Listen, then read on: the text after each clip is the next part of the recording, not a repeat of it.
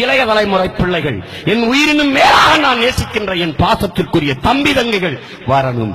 தன்னலமற்று தன் தாய்மொழி மீட்சிக்காக, தமிழ் தேசியத்தின் எழுச்சிக்காக, தன் மண்ணை மக்களை காப்பதற்காக வரணும். கச்சனை வரலைனா கயவன் வருவான். வெற்றிடத்தை காற்று நிரப்பும் என்கிறான் சீன புரட்சியாளன் மாசேத்துங். என் அன்பிற்குரிய மக்களே, என் அருமை பிள்ளைகளே, கற்றவர்கள் வரவில்லை என்றால் கயவர்கள் வருவார்கள். காவாளி பெயர், முள்ளமாரி பெயர், முடிச்சமுக்கிறவை, கொலகார பெயர், ஊராஞ்சத்தை அடிச்சு உலையில போடுறவை எல்லா பேரும் கூடி நின்றுவான். நீ வந்து அரசியல் செய்யலனா யாரு வருவா? யாரு வருவா? 5 கொலை செஞ்சவன் அமைச்சரா இருப்பான், 10 கொலை செஞ்சவன் முதலமைச்சரா இருப்பான், பல குடி கெடுத்தவன் பிரதமரா இருப்பான். தயவு செய்து நீ வா, உனக்கான அரசியலை நீ தீர்மானி. உன் பிறப்பிலிருந்து இறப்பு வரை அனைத்தையும் தீர்மானிப்பது அரசியலாக இருக்கிறது. உன் அரசியலை நீ தீர்மானிக்கணும்.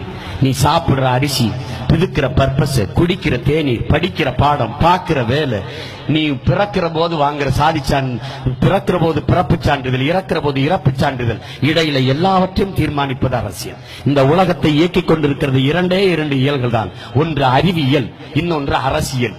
இந்த உலகத்தையே படைத்து இயக்கிக் கொண்டிருக்கிற இந்த அறிவியலையே இயக்கிக் கொண்டிருப்பது அரசியல் தான். ஐயா பிரதமர் நரேந்திர மோடிக்கு தெரியாமல் சிறிகரிகோட்டாவிலிருந்து விண்கலம் மேலே பறக்காது.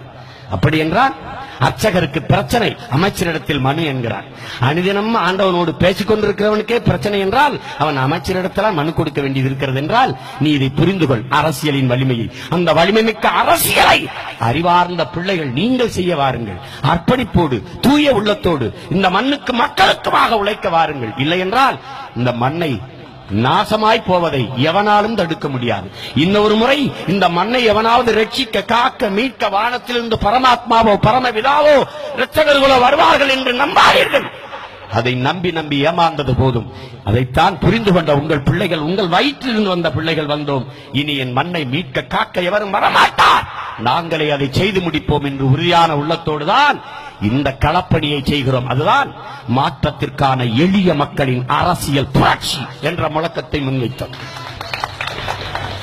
5க்கும் 10க்கும் அரிசிக்கும் உப்புக்கும் பருப்புக்கும் எண்ணெய்க்கும் அல்லாடி கொண்டிருக்கிற அருமை தமிழ் சொந்தங்களே, இந்த துயரத்திலிருந்து விடுபட வாருங்கள்.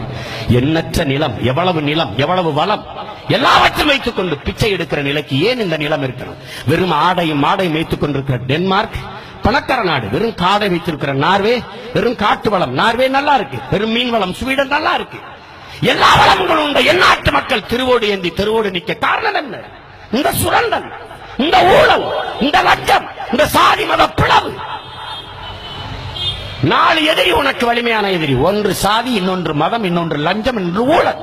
இந்த 4ஐயும் ஒழித்தால்தான் நீ உயர்வாய், இந்த நாடு வளரும். அதை கவனத்தில் கொள்.